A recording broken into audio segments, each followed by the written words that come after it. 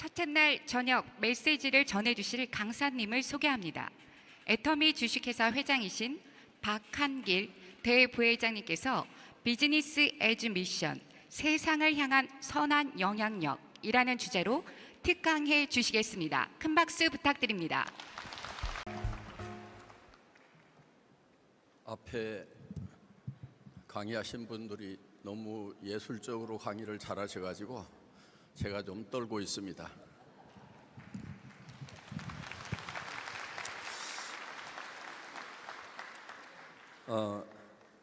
그리고 저를 명찰에 이렇게 강사라고 해가지고 마침 CBMC 밖에 있는 사람 초대한 것처럼 이렇게 만들어 주셔가지고 제가 외부 강사가 아니고 그냥 여기 식구입니다. 중앙회 부회장하고 있기 때문에요. 예.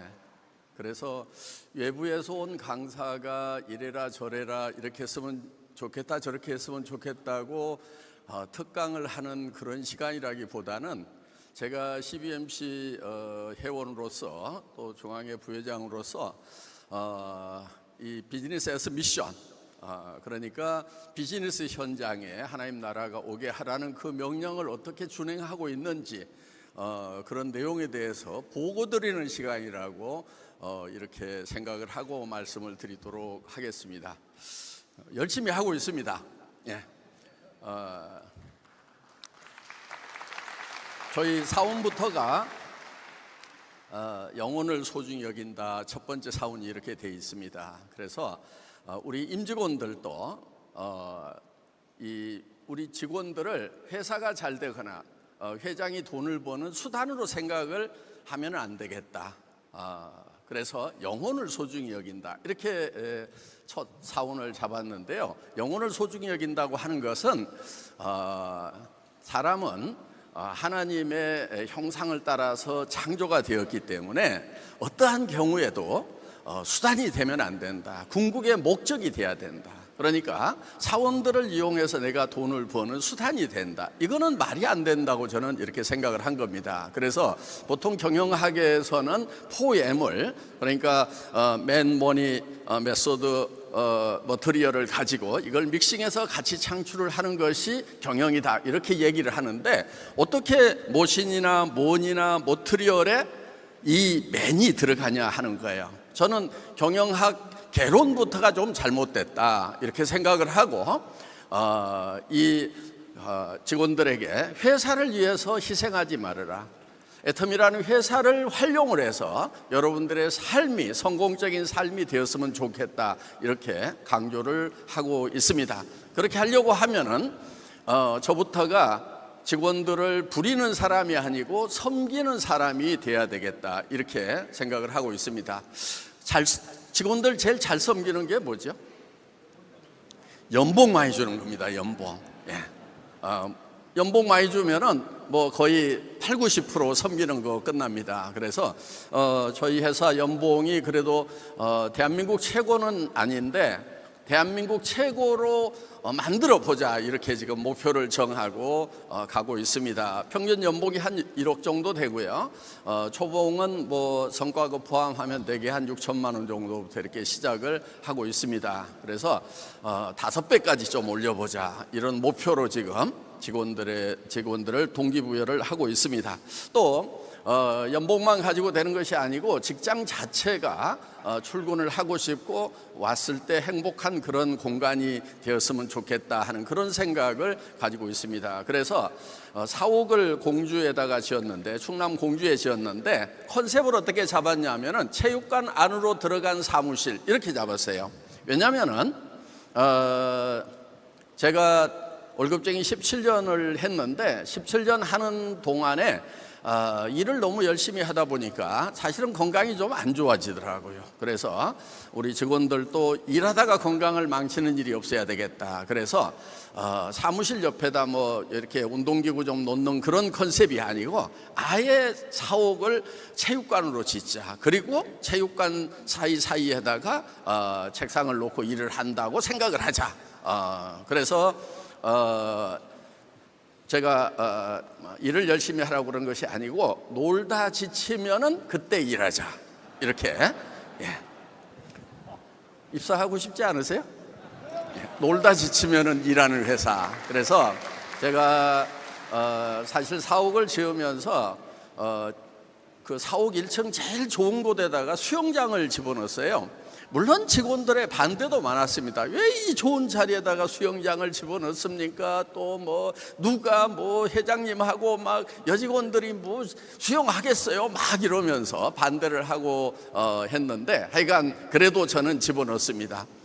그래도 새벽에 오거나 또 끝나고 직원들 없을 때 수영하는 그런 직원들이 있고, 주말에는 항상 애기들 데려와서 빡짝빡짝 합니다. 예. 그리고 이제 체육관을 지어서 거기에 배드민턴하고 농구할 수 있도록 해놨고, 스크린 골프장 만들어 놓고 전부 다 골프 연습할 수 있도록 해놨고, 승마장을 만들어서 이제 직원들 탈 수 있도록 이렇게 해놨습니다. 말도 엄청 좋은 말 가지고 있습니다. 아켈테케라고 한번 찾아보세요. 엄청 비쌉니다. 하여간 그런 말 한 10마리 정도 이렇게 직원들 마음껏 할 수 있도록 해놓고 있습니다. 어떻든 피트니스 클럽 만들어 놓고 근무 중에도 운동을 해도 된다 이렇게 하고 있습니다. 물론 식당 같은 경우도 아침, 점심, 저녁 다 무료로 이제 공급을 해주는 그런 시스템을 만들었고요. 그 다음에 직원들 출퇴근 체크를 하지 않습니다. 예. 제 속셈은 따로 있습니다. 뭐 퇴근할 일이 없는데 무슨 출근을 따로 하냐, 뭐 이런. 예. 직원들은 그 제 속셈을 아직 눈치를 못 채고 있는 것 같아요. 예. 얘기 좀 해주시기 바랍니다. 본심은 퇴근 없는 회사라고 하더라, 뭐 이렇게. 왜냐하면은 저는 노는 것보다도 일하는 것이 훨씬 재밌다고 생각을 합니다. 그런데 다 동의하지 않으실 거예요. 무슨 일이 그렇게 재밌느냐, 할 수 없이 먹고 살려고 목구멍이 포도청이라 하는 거지, 대개 이렇게 생각하는 경우가 많습니다. 그런데 여러분, 일이 재미없는 이유가 있어요. 그거는 의사결정을 내가 하지 않기 때문에 그렇습니다. 무슨 일을 할 건지, 어떻게 할 건지, 언제 할 건지, 얼마만큼 할 건지, 이런 것을 스스로 결정하지 않고 위에서 다 결정하고 그 다음에 시키는 일만 하라고 그러니까 의사결정권이 없다 보니까 일이 재미가 없는 거예요. 회장님들이 뭐 출퇴근 따지고 일 재미없다고 하는 그런 회장님 난 단 한 명도 못 봤어요. 다 일 중독자들이에요. 그럼 왜 그 사람들은 그렇게 일이 재밌어 가지고 일 중독자까지 됐느냐? 그거는 자기가 의사결정을 하기 때문에 그렇다 하는 겁니다. 그래서 우리 직원들에게도 의사결정 권한을 다 줬습니다. 그래서 일단 들어와 가지고 명함에다가 직급을 팔 때 네 맘대로 파세요 이러는 거예요. 예. 그러니까 뭐 부장 파도 되고 이사 파도 되고, 어떤 직원이 뭐 회장 파도 됩니까? 그래가지고 파도 돼 그랬더니 아직 안 파고 있더라고요. 예. 그래서 이 승급에 대한 스트레스를 다 없애버린 거예요. 예. 그렇다고 뭐 직급 높게 썼다고 연봉을 더 주겠다는 거 이건 아닙니다. 연봉하고는 또 아무 상관이 없어요. 그거는 이제 뭐 별도로 평가를 해서 365도 이제 사방 평가. 그러니까 제가 평가한다기보다는요, 동료들이 많이 평가를 합니다. 이 사람하고 같이 일하고 싶다. 이 사람은 꼭 필요한 사람이다. 이 사람은 남을 성공하는 것을 도와주는 사람이다. 이런 것들이 평가 점수에 많이 들어갑니다. 그리고 뭐 몇 달 만에 한 번씩 그냥 뭐를 했는지 적어내시오 이렇게 합니다. 그래서 자기가 했던 업적들 이렇게 일 안 하면요, 그것 쓰는 거 되게 힘듭니다, 여러분. 예. 뭐 했는지 써보라고 한번 하면은요, 출퇴근하는 것은 도리어 쉬워요. 그냥 뭐 종시에 출근했다 종시에 퇴근하고 하는 건 쉬운데, 한 몇 달 만에 한 번씩 그동안 뭐 했어 써내봐 이렇게 하면은요, 그거 엄청 스트레스 받아요. 그런데요, 뭐를 할 건지 자기가 결정을 했고 그 성과도 자기가 누리는 거기 때문에 그 스트레스는 도리어 이 다른 스트레스하고는 다릅니다. 뭔가 정말 스스로 뭔가를 하는 동기부여가 되는 그런 스트레스라고 생각을 합니다. 어떻든 저는 이 비즈니스 세계에 하나님의 나라가 온다고 하는 것은 우리 내부 직원들도 하나님 나라처럼 그렇게 여길 수 있는 직장을 만들어야 된다, 이렇게 생각을 하고 있습니다. 어떻든 저는 그런 뜻으로 하고 있는데, 우리 직원들이 얼마나 공감을 하고 있는지 객관적인 평가를 받아봤어요. 그래서 TW인가 하는 데서 세계적인 평가 기관인데 직원들에게 평가하는 게 있어요. 이 직장이 좋으냐, 마음에 드냐 하는 거. 그래서 저한테는 안 물어봅니다. 직원들한테만 물어봐요. 그래서 그 항목이 뭔지는 저는 잘 몰라요. 저한테는 한 번도 설문조사지를 가져온 적이 없어요. 그런데 거기에서 설문조사를 했는데 그래도 아시아에서 아시아 중소기업 중에서 2위로 올라갔더라고요. 저희 직원들이 우리 회사는 일하기가 좋습니다 하는 그런 내용들을 평가를 해서 점수를 그렇게 받은 거예요.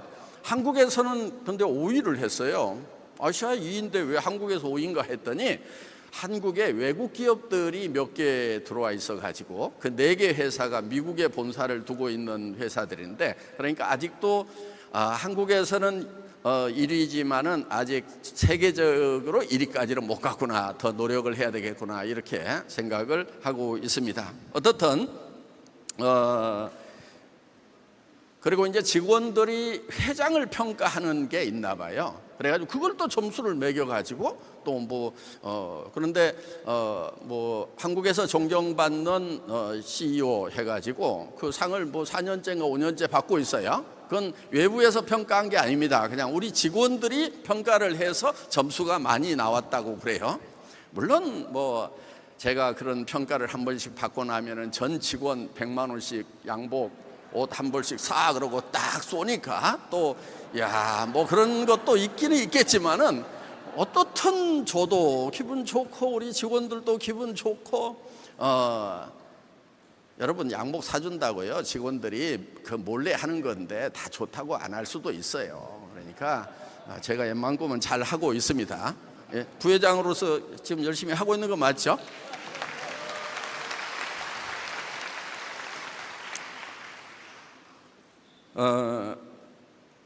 저는 뭐 제 소개를 조금 드리긴 드려야 될 것 같은데 월급쟁이 생활 17년 정도 했습니다. 그래서 엔지니어링 플라스틱으로 자동차 부품 만드는 그런 공장 만드는 일을 17년 동안 했었고, 그래서 울산은요 제가 매주 왔던 동네입니다. 예, 음식 되게 맛없고요. 예.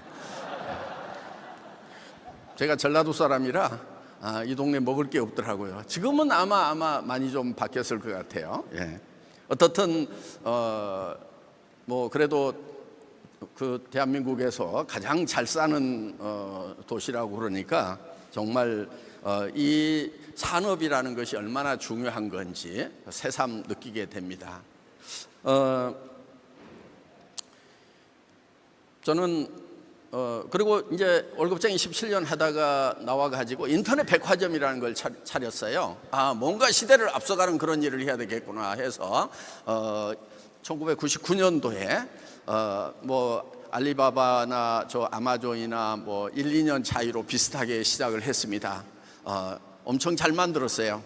예, 한 10만 가지 상품을 취급을 했습니다. 그때 한솔 CS 클럽이라든가 LG 이솝, 뭐 LG 삼성에서 만든 그 쇼핑몰에 그 올라가 있는 상품 숫자보다도 제가 만든 회사가 더 많았어요. 10만여 종이었습니다. 문제가 하나 있었어요. 인터넷 광 케이블이 아직 안 깔린 거예요. 그래서 여러분 시대를 너무 앞서가려고만 생각하지 마세요. 2발 앞서가다가는 뒤통수 맞습니다. 반보만 앞서가세요. 반보만. 네. 그래서 앞서가는 것이 중요한 비즈니스가 있긴 있어요. 그런데 그런 비즈니스는요 엄청난 자본력과 기술력과 인력을 가지고 있는 회사만 그렇게 해야 되는 거예요. 그런데 조그만 회사, 별 자본력도 없는 회사가 시대를 막 앞서가면은, 그러니까 광케이블도 아직 안 깔렸는데 막 인터넷 백화점 만들어 놓고 그러니까 이게 주문이 안 되는 거예요. 그때 화면이 줄로 내려오던 그런 시절입니다. 예. 그 시절에 집에는 PC 거의 안 들어갔고요.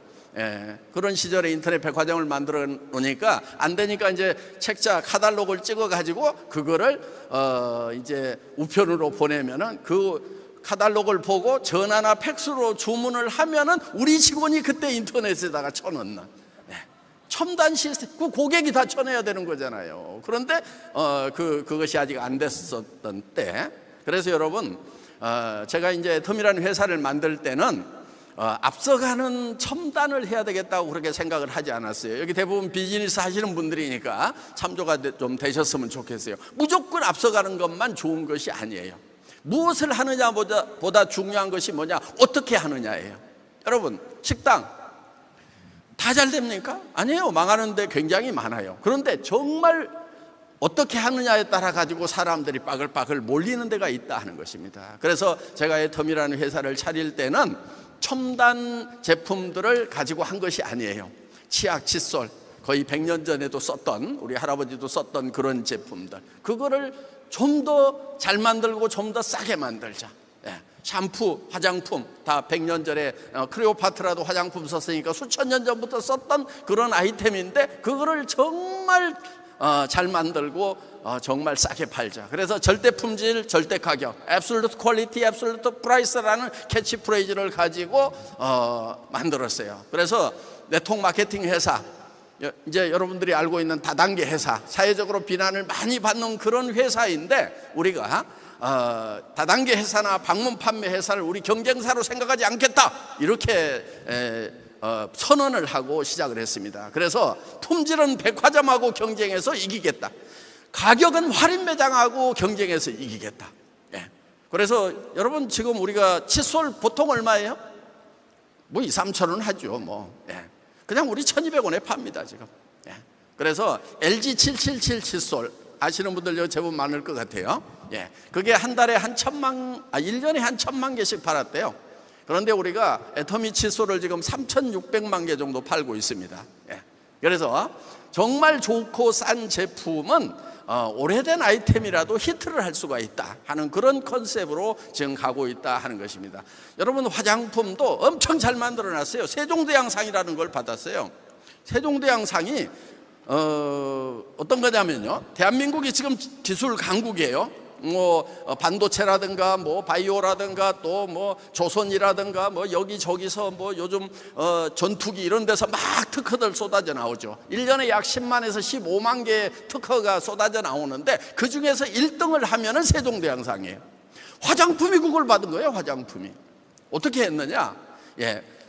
DDS라고 의료물질 전달 기술, 드러그 델리버리 시스템이라는 것을 융복합시킨 거예요. 그러니까 여기에 미백 성분은 이 멜라닌 색소가 만드는 곳에 가서 미백 성분을 탁 전달해주고 이런 거예요. 그러니까 항암 주사 맞으면은 그 항암 물질이 암세포에만 가서 암세포만 죽이도록 할 수 있는 그런 시스템, 정상적인 세포에는 데미지를 주지 않는 그런 시스템을 화장품에다 도입을 했더니 이게 지금 대한민국 최고의 기술로 인정을 받았다 하는 것입니다. 어떻든 이렇게 기술적인 면에서 뛰어나고, 그런데 그거를 보통 유럽의 명품 화장품보다도 훨씬 품질이 좋은데도 우리는 5분의 1, 10분의 1 가격에 파는 거예요.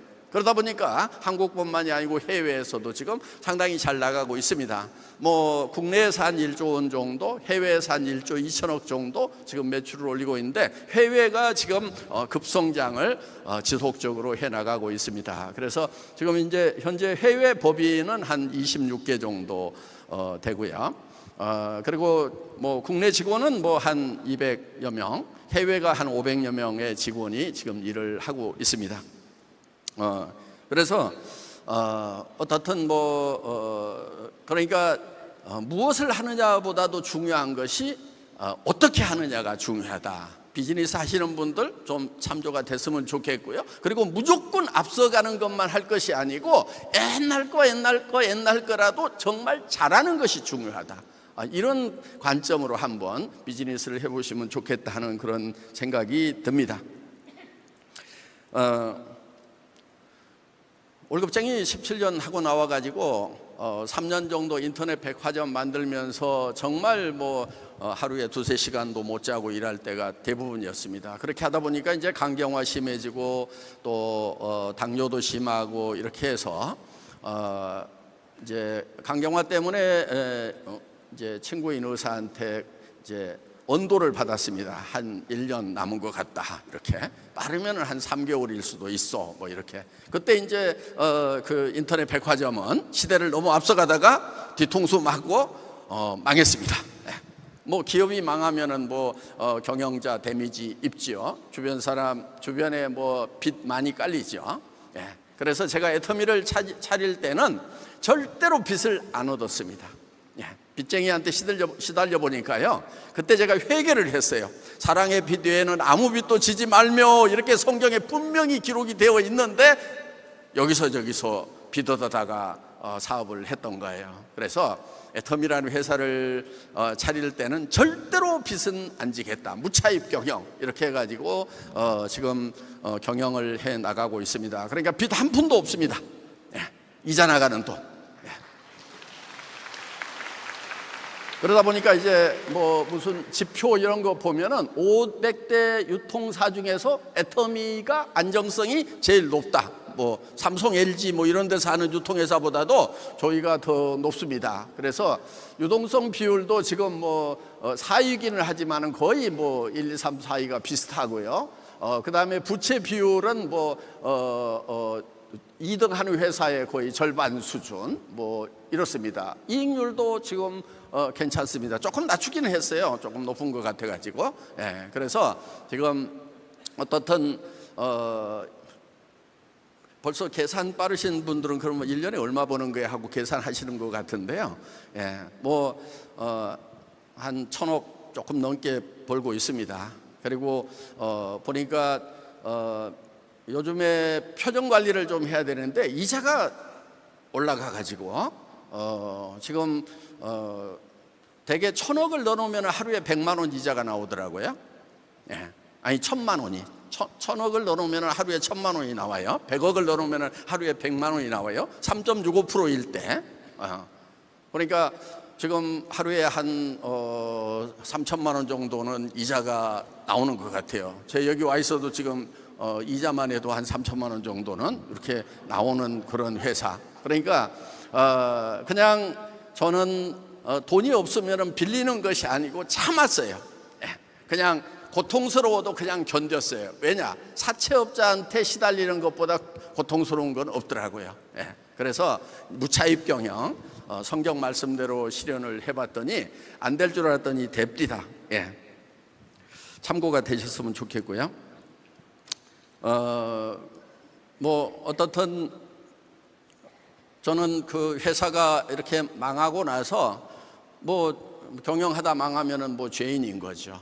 그래서 망할 때도 정리를 좀 잘 못했어요. 그래서 제가 한 번만 더 망하면은 잘 망하기라는 책을 하나 써야 되겠다. 왜냐? 창업에 관한 책은 많은데 폐업에 관한 책이 없어요. 폐업하시는 분들 제가 공짜로 컨설팅 해드리겠습니다. 문을 닫을 때 어떻게 닫아야 된다 뭐 이런 거. 여러분 예를 들면 이런 거예요. 지분이 50% 이상을요 이렇게 특수관계 가족들이 가지고 있잖아요. 그러면은요 부가세부터 시작해서요 다 그것이 그냥 가족들 주주들한테 평생 따라다닙니다. 그것 갚느라고 정말 죽는 줄 알았습니다. 원래 기업의 부채, 그러니까 주식회사는 무한 책임이 아니고 유한 책임이잖아요. 내가 투자했던 거 잃고 손들고 끝나는 거고, 부채는 기업의 부채로 끝나야 되는데 여러분 51%가 넘어가면은요 대한민국은 무한 책임입니다. 예를 들면 그런 거예요. 그런 거 하나도 제대로 나와 있는 책들이 없어요. 그러다 보니까 그런 걸 모르다 보니까 이제 기업이 져야 되는 부채까지도 전부 다 개인이 지는 그런 현상들이 생기니까 재기하기가 어려운 거예요. 여러분 뭐 여기 젊은이들한테 뭐 실패를 두려워하지 말고 도전하라 막 이런 얘기하면은요 저는 열받습니다. 너 실패 안 해봤지? 그리고 재기 안 해봤지? 대한민국에서 실패했다가 재기하는 것이 얼마나 어려운데 뭐 실패를 두려워하지 말고 도전하라고 말도 안 되는 소리 하고 있네. 여러분 실패를 두려워해야 돼요. 재기하려면은요 기적이 아니면은 재기할 수 없는 게 대한민국이에요.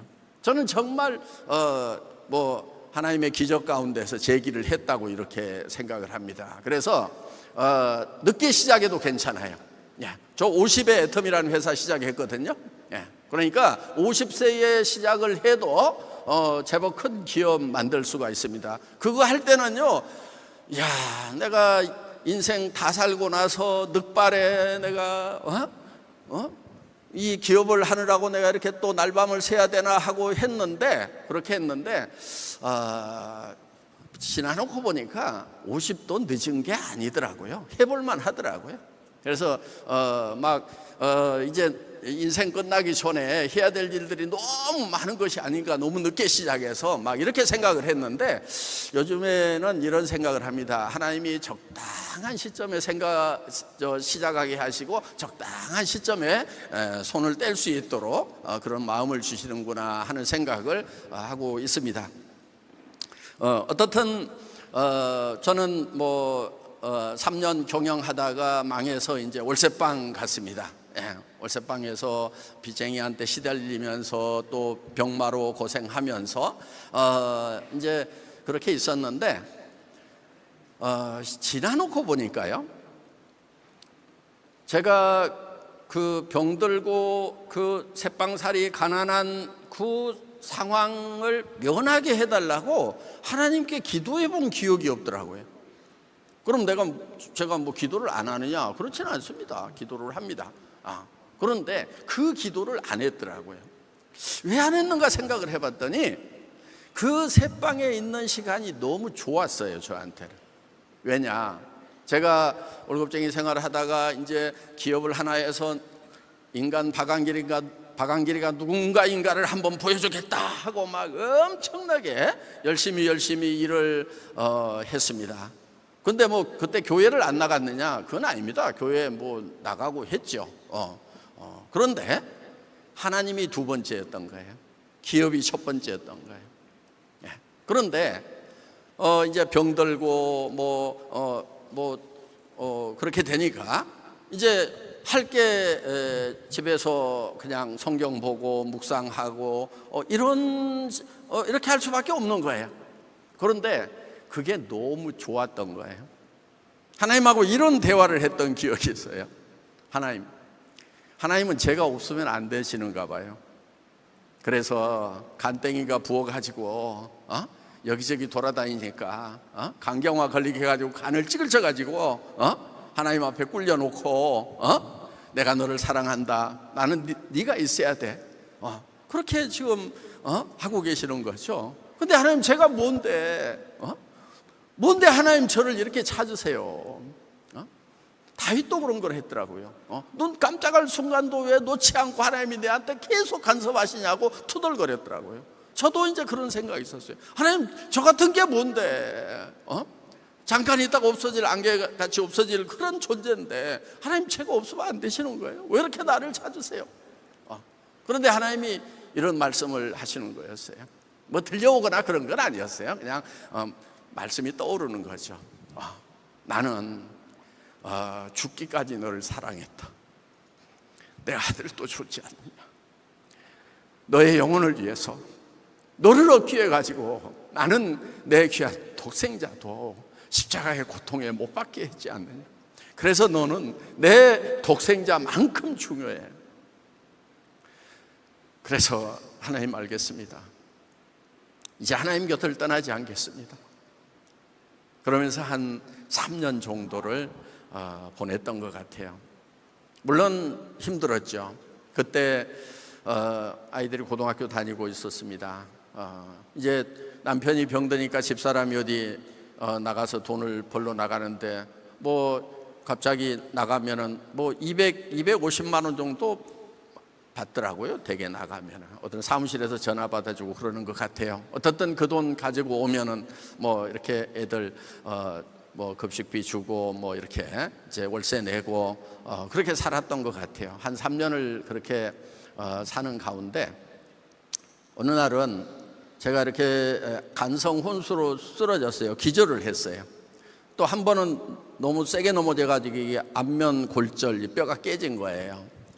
그래서 이제 병원에 급히 실려가고 했었는데, 그때 이렇게 쓰러졌을 때 제가 3개월 못 버티겠구나 하는 그런 생각이 들었고요. 그런데 그때 저는 저 자신은 별 문제가 없었어요. 이제 이 세상에 두어서 쓸데없는 짓만 하고 점수만 잃으니까 차라리 데려가려고 하시는구나, 이렇게 생각을 하고 있었으니까. 그리고 아내도 하나님 잘 믿으면은 하나님이 책임져 주실 것 같았는데, 그때 고등학교 다니는 두 아이들이 딱 좀 걸리더라고요. 이 아이들이 혹시 어려워서 하나님을 떠나면 어떻게 될까? 그때 아빠가 옆에 있다가 좀 잡아줘야 되는데 내가 떠나게 되는데, 그래서 이제 그 아이들이 자고 있는 방에 들어가서 아이들 손을 잡고 부탁하는 기도를 드렸어요. 하나님, 이 아이들이 고등학교도 졸업 다 못해도 괜찮습니다. 건강하게 오래 살지 않아도 괜찮고요, 또 부자로 살지 않아도 괜찮습니다.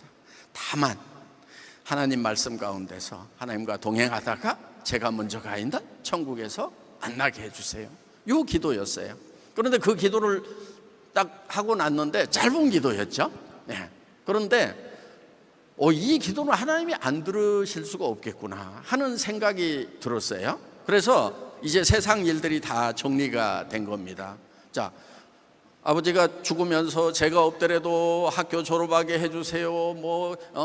애들 바꿈지 않도록 해주세요. 이런 기도를 좀 해야 되는데 어떻게 보면은 다 괜찮다고 하는 그런 기도. 그런데 그 기도가 하나님 마음에 들었을 거라는 생각이 들었기 때문에 이제 이 세상 일들이 다 정리가 됐어요. 한 3개월 남았다는데 그럼 뭐 하지? 하나님 앞에 갔을 때 이제 세상 일은 다 정리가 됐어요. 이제 딱 문제는 이제 그리스도의 심판대 앞에 갔을 때 어떻게 설 것이냐 하는 거예요. 그때 악하고 게으른 종이라고 책망을 하실 건지, 착하고 이 착한 종이라고 칭찬을 하실 건지. 그런데 보니까 악하고 게으른 종이라고, 악하기까지는 않더라도 게을렀다고는 평가를 받지 않을까 하는 거. 그 게으른 게 제일, 뭐가 게을렀느냐? 세상에서 게으르게 산 건 아니에요. 네, 엄청 일 열심히 했어요. 그런데 하나님 일에 내가 게을렀구나 하는 그런 생각이 들었습니다. 그래서 한 3개월 남았다는데 그러면은 이 3개월을 어떻게 보내지? 꼭 어떤 느낌이었냐면은 여행 가려고 가방 딱 싸놓고 있는데 택시 불러놨는데 3개월 후에 온대. 여행지 생각하는 거죠. 그럼 택시 올 때까지 뭐 할까? 죽을 때까지 뭐 할까?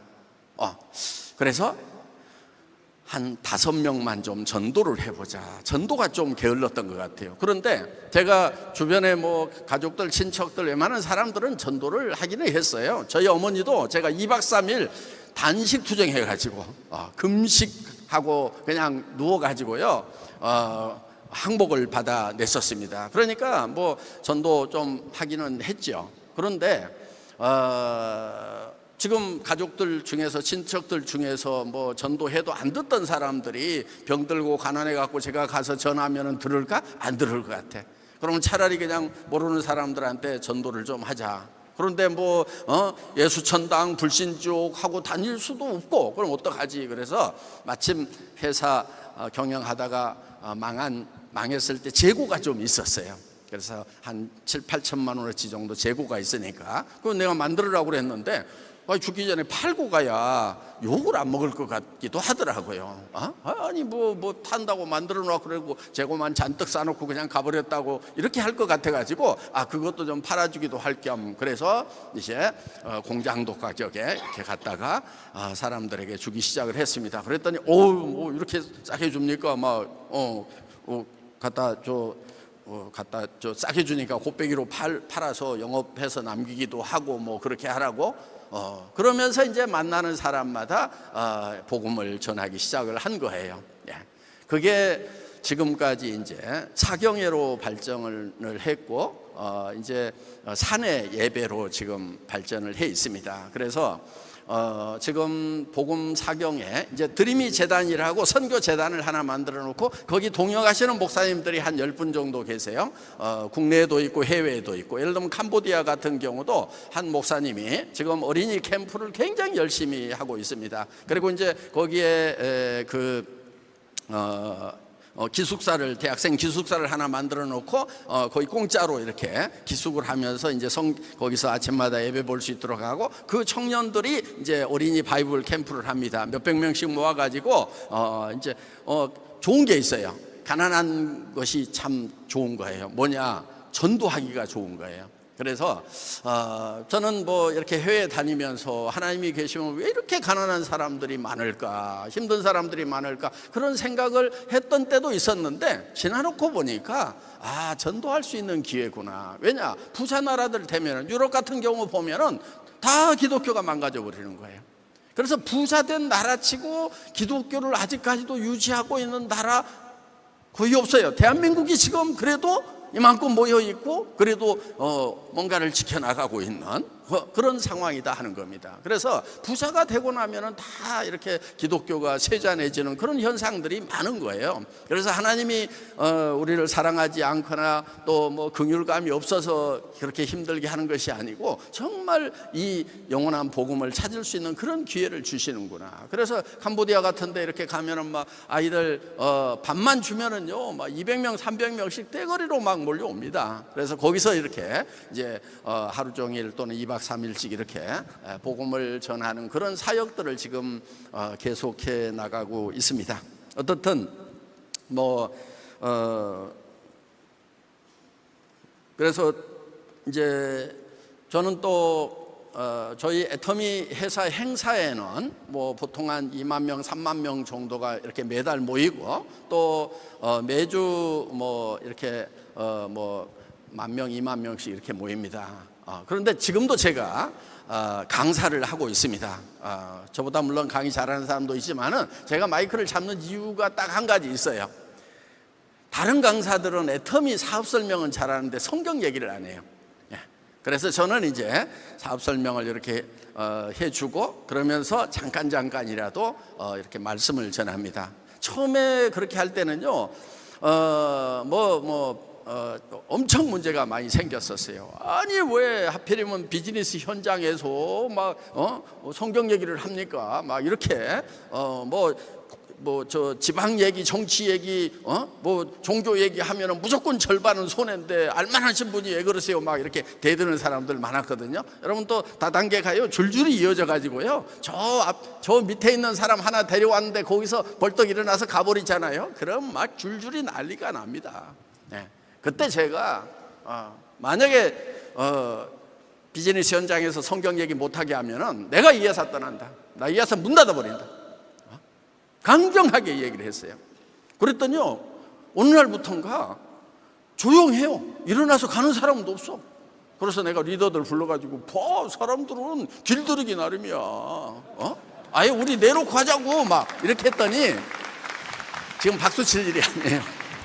그렇게 했더니 이 회장님 우리가 한 번씩 푸닥거리를 해가지고 오는 거예요. 그래서 푸닥거리 뭐 어떻게 하는데 그랬더니 오는 버스에서 이제 관광버스 이렇게 대절해서 오거든요. 거기서 여러분 가면은 우리 저 회장님이 강의를 하는데 그분이 강의를 잘해요. 그런데 그분이 꼭 성경 얘기를 해요. 근데 안 길어 5분 10분이야.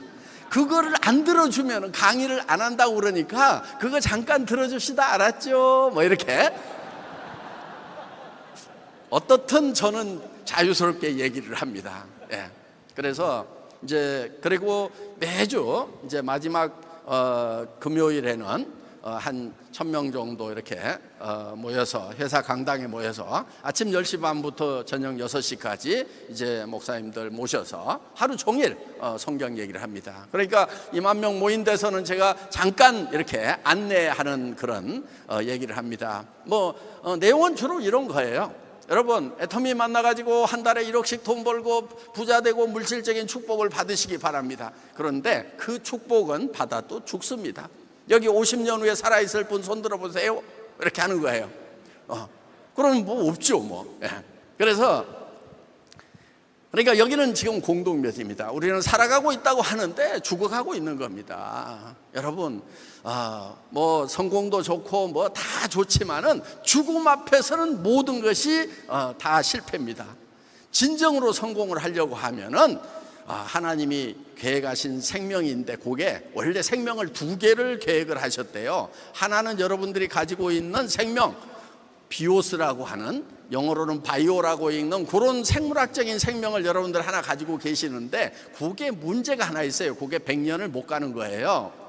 그런데 하나님이 원래는 생명을 두 개를 계획을 하셨어요. 에덴 동산에 선악과 있었다는 얘기는 들어봤죠? 그 옆에 생명과라는 나무가 있었어요. 원래는 그 생명과를 주시려고 그랬는데 선악과를 먼저 따먹은 거예요. 그래서 생명과가 감춰져 있었는데 그 생명과가 우리 앞에 나타났는데, 그러니까 생명과를 먹으면은 하나님의 생명, 영원한 생명, 조회라고 하는 생명을 우리가 얻게 되면은 영원히 사는 겁니다. 하나님의 생명을 받는 거기 때문에. 그래서 그 생명을 전해주는 방법이 뭐냐? 한 알의 밀이 땅에 떨어져 죽으면, 어떤 목사님들은 썩으면 그러던데 성경 정확하게 봐야 됩니다. 죽으면 많은 열매를 맺나니. 그래서 우리에게 생명이 전해지려고 하면은 그 생명나무이신 예수님이 오셔갖고 죽어야 됩니다. 그래서 우리에게 이제 부활의 생명을 나눠주시는 겁니다. 그 생명을 받아야 인생이 진정으로 성공하는 겁니다. 더 알고 싶으신 분들은 다음 주 금요일 날 오세요, 이렇게 이제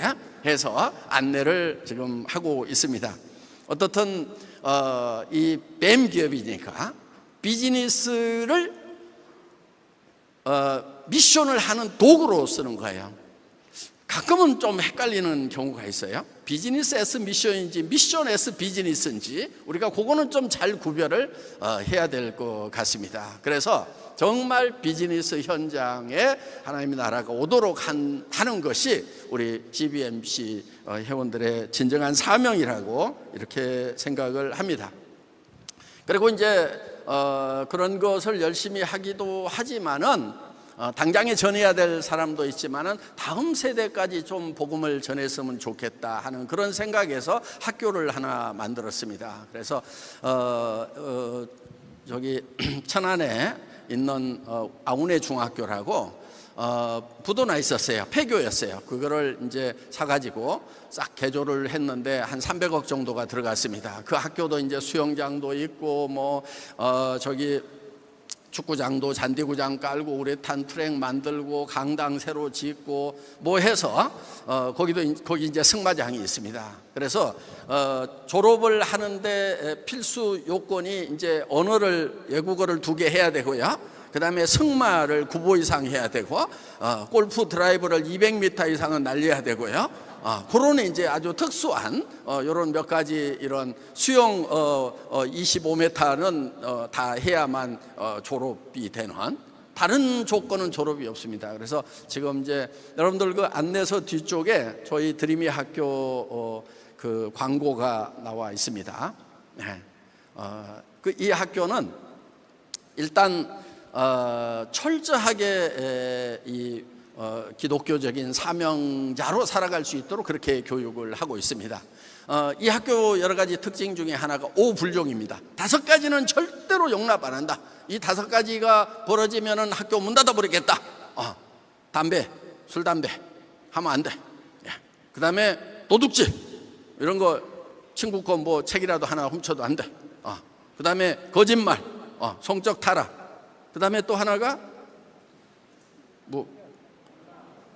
뭐 하나 있어요. 예? 예, 폭력. 언어 폭력 포함해 가지고 싸우면은 학교가 딱 중단이 되는 거예요. 친구들하고 싸웠다 그러면은. 그래서 이 5가지는 절대로 용납 안 한다. 그러면 이제 요게 단 한 학생이라도 이런 일이 벌어지면은 학교가 일단 모든 수업이고 뭐고 다 중단이 됩니다. 그리고 선생님들이 48시간 금식에 들어갑니다. 네, 설립자 포함. 네. 근데 저 당뇨 환자라 저혈당 와가지고 진짜 죽을 뻔했어요. 네, 금식했다가 어떻든 그래갖고 선생님들이 이제 저희들만 할 테니까 그 금식하지 말으라고 그래가지고 전 좀 빠지고는 있습니다만은. 그 다음에 이제 48시간 동안 금식하는 동안에 금식할 때 이렇게 선생님들이 다 강당에 텐트 가지고 와서 물병 하나씩만 들고 와서 성경 들고 와서 이제 48시간 금식을 합니다. 학생들 전교생이 다 회개문을 써야 되는 거예요. 근데 그걸 읽어보고 충분히 회개가 됐다 싶으면은 거기서 끝인데 아니면은 연장입니다. 또 48시간 연장. 그러니까 일주일 동안 선생님들이 금식했는데도 전교생이 다 제대로 회개를 안 했어. 폐교 다 집에 가. 우리 못 가르쳤네. 이렇게 지금 하고 있는데 완전 폐교를 했다가 전교생을 재입학을 받은 경우가 한 번 있었고요.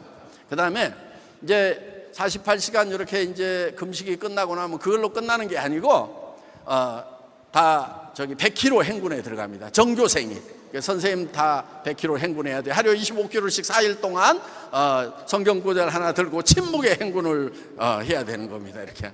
그렇게 해서 이제 100km 행군이 끝나면은 그때 이제 다시 학교가 개교가 되는 철저한 이런 크리스찬들을 만들어내는 그런 학교를 지금 운영을 하고 있습니다. 4년제입니다. 4년제. 3년은 뭐 수업을 이제 알아서 하는 거고요. 그 다음에 1년은 대개 해외 연수 이렇게 기간을 갖게 됩니다. 그런데 뭐 바로 대학 가는 애들도 있고요. 그런데 대학 갔다가도 대학 CC에서 공부 못하겠다고 그러면서 휴학해놓고 뭐 몽골 선교 가고 필리핀 선교 가고 하는 이런 아이들이 지금 많이 있습니다. 그래서 이렇게 이제 학교를 만들어 나가고 있는데 제가 이런 학교를 100개만 만들어 보자. 내가 죽기 전에.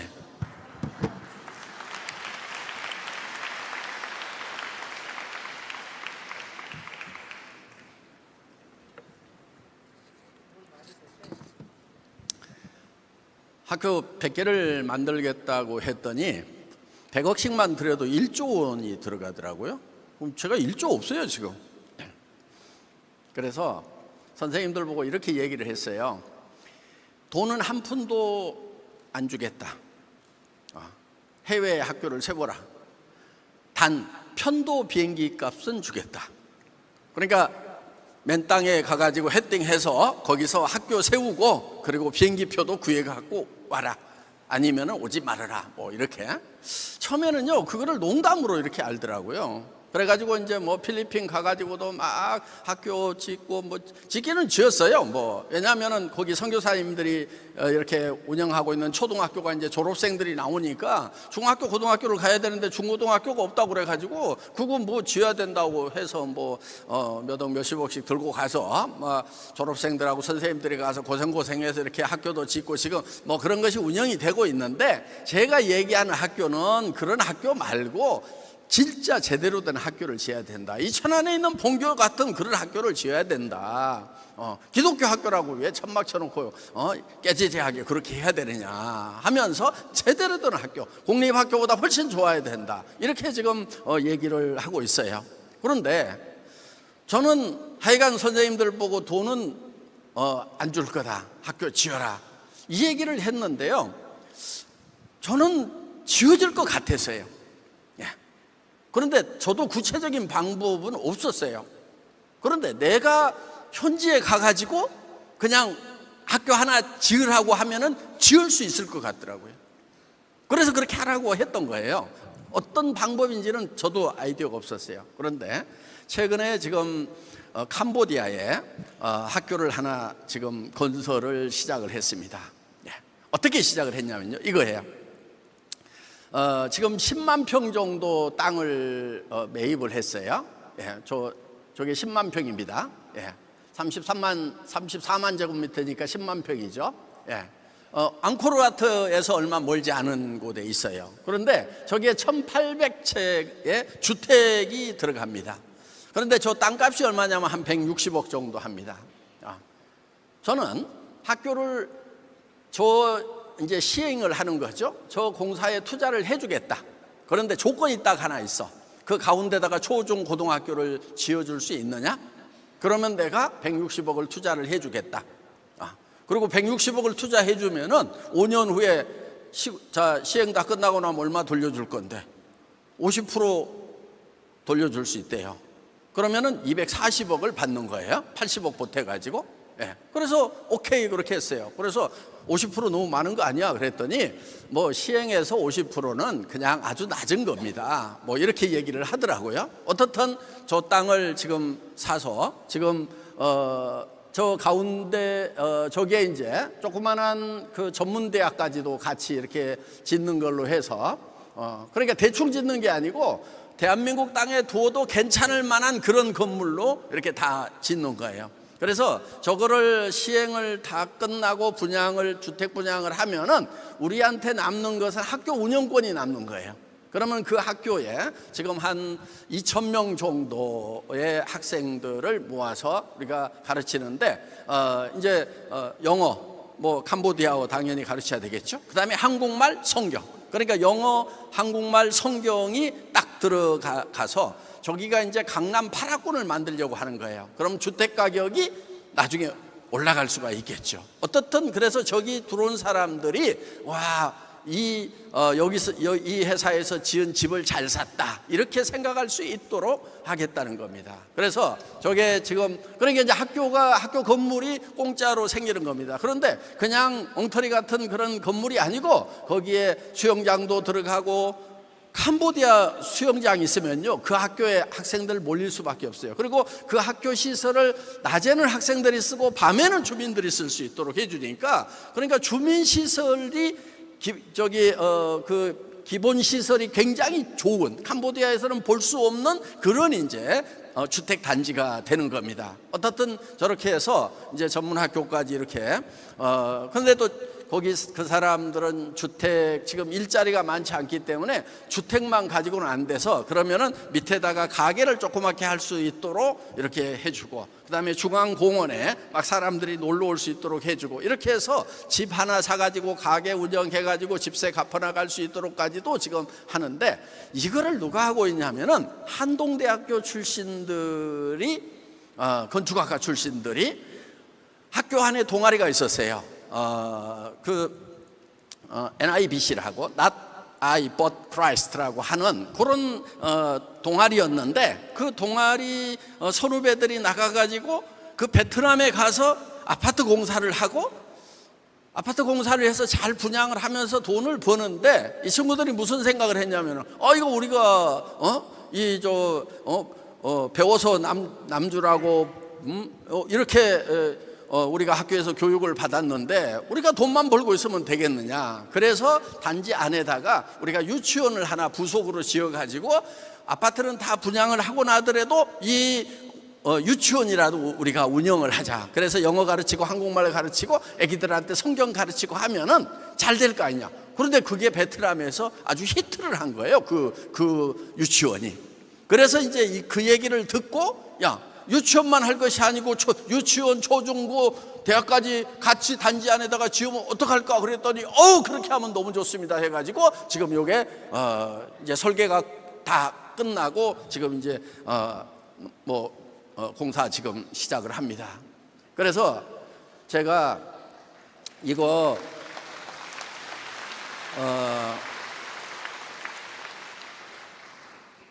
저거 5년 걸린다는데 못 기다리겠다. 100개 지으려면 5년마다 하나씩 지어가지고 내가 뭐 50년을 더 산다고 그래도 10개밖에 못 짓는데 이래가지고는 안 되겠다. 그래서 저거 끝나기 전에 하나를 더 시작하자 그래갖고 제가 이제 올해 몽골 갔다 오면서 울란바토르 옆에다가 거기는 한 50만 평을 사는 거예요. 그래서 몽골 땅값이 싸요. 그리고 10만 평에 160억인데 50만 평 사는데 뭐 50억인가 뭐 80억인가 밖에 안 해. 그래가지고 무조건 넓게 사. 그래서 50만 평의 땅을 사고 거기에다가 이제 초, 중, 고 대학을 같이 짓는 걸로 해서 지금 또 이 몽골 프로젝트가 시작이 되고 그러면서 베트남에도 초중고등학교를 하나 지을 수 있습니다. 그래가지고 지금 이제 3개가 시작이 됐고 검토가 끝났습니다. 거의 설계까지 이제 구상까지 끝난 것은 이제 3개고 그 다음에 필리핀 우리 졸업생들이 가가지고 뭐 자기들이 삽질해가지고 지어놨는데 그거 말고 제대로 된 학교를 하나 빨리 시작을 하자. 그래서 이제 거기에도 지금 이제 검토가 이렇게 들어갔습니다. 그래서 이 학교 100개 짓는 곳을 지금 10개 정도는 지금 구체적으로 방안이 지금 나왔습니다. 그래서 10개 100개 중에서 10개가 지금 뭐 잡혀 있고요. 물론 뭐 인도에도 초등학교 하나 하고 있고 인도 나갈랜드에도 뭐 고아원하고 초등고등학교 하고 몇십억 보내 가지고 지금 운영을 하고 있고 뭐 이런 것들을 지금 하고 있습니다. 그래서 저는 그 한국이 선교를 선교 역사상 굉장히 성공적으로 선교를 했던 그런 나라입니다. 그러면 미국, 영국, 캐나다, 이 호주 선교사님들이 한국에 와가지고 어떻게 선교를 해서 성공을 했는가? 그분들이 했던 것이 크게 세 가지입니다. 하나는 학교 짓고 병원 짓고 그 다음에 교회. 요 세 가지를 통해서 다음 세대까지 선교가 이어질 수 있도록 했다는 겁니다. 그래서 우리도 선교사님들이 했던 그 방법대로 우리가 선교를 한다고 하면은 성공적으로 해나갈 수가 있겠구나. 그래서 이제 교육 선교하는 거, 학교 짓는 거, 그리고 이제 제가 우리 학생들에게는 이렇게 얘기를 합니다. 나는 학교가 100개 세워지는 것을 보고 죽으려고 그러는데 니네는 더 세워. 니네 세대에 10,000개를 세워. 그러면 10,000개 학교에서 10,000명씩 30년 동안 10,000명 졸업시키는 것은 가능하다. 30년 동안.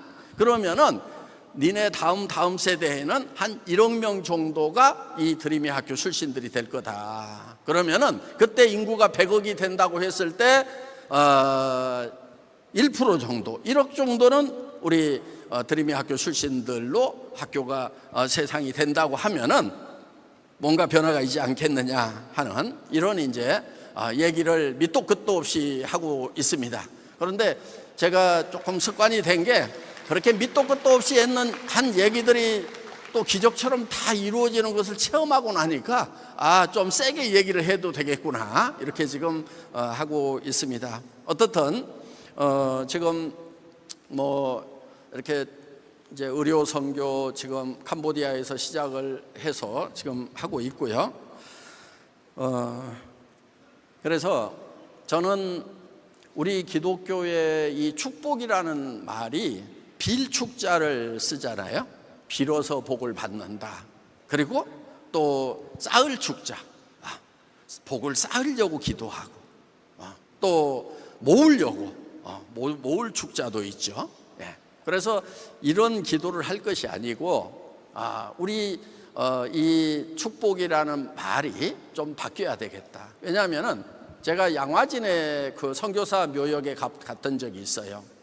거기 가서 느꼈던 게 뭐냐면은 이 선교사님들은 그 복된 나라, 그 당시에 100년 120년 전에 정말 헬조선이었어요. 어떤 놈들이 지금 대한민국을 헬조선이라고 하는지 모르겠지만은 120년 전 100년 전에는 진짜 헬조선이었어요. 그런데 그 미국, 호주, 캐나다 축복된 그런 나라에서 그 복을 차버리고 오셨더라고요. 그래서 선교사님들은 복을 차버릴 축자를 썼구나. 그리고 쫓을 축자야. 복을 쫓아버렸어. 그리고 그 많은 복을 받았는데 줄여가지고 진짜 이 박복한 땅에 왔더라 하는 거예요. 그래서 우리의 기도가, 우리의 축복이 복을 줄이는 쪽으로, 주신 복도 차버리는 쪽으로 이렇게 가는 것이 그리스도인의 삶이 아닌가 이렇게 생각을 합니다. 그래서 저는 그런 선교사님들의 발자취를 따라서 이제 복을 줄이고 또 복을 차버리고 고난의 길로 가야 되겠다 이렇게 생각을 합니다. 성경에 보면은 등불을 켜서 말 아래나 평상 아래 두지 아니하고 등경 위에 두나니 이런 말씀이 있어요. 여러분, 말 아래 둔다는 게 말통입니다. 먹고 사는 것 때문에 우리가 받은 복음의 빛을 가려버리는 경우들이 참 많더라 이거예요. 그리고 또 한 가지는 먹고 살만해지면은 편한 것 때문에 이제 할 만큼 했다고 해서 평상 아래다, 베드 밑에다가, 침대 밑에다가 이 등불을 넣어놓는 경우들이 있다 하는 거예요. 저는 뭐 배고플 때도 전화기는 전했습니다. 그래서 말통은 지나간 것 같아요. 그런데 지금 또 하나 남은 것이 평상입니다. 지금 할 만큼 했으니까 이제는 먹고 살만 하니까 조금 편해도 되지 않을까요? 이렇게 했다가 너 평상 아래다가 등불을 넣으려고 하는구나, 이렇게 책망하시는 것 같아가지고 아닙니다, 절대로 눕지 않겠습니다, 등경 위에 두겠습니다. 그래서 제 주변에 있는 사람들은 제가 복음을 가지고 있다는 것을 한 사람도 모르는 사람이 없도록 그렇게 살아가겠습니다 하고 기도하면서 살아가고 있습니다. 마치겠습니다.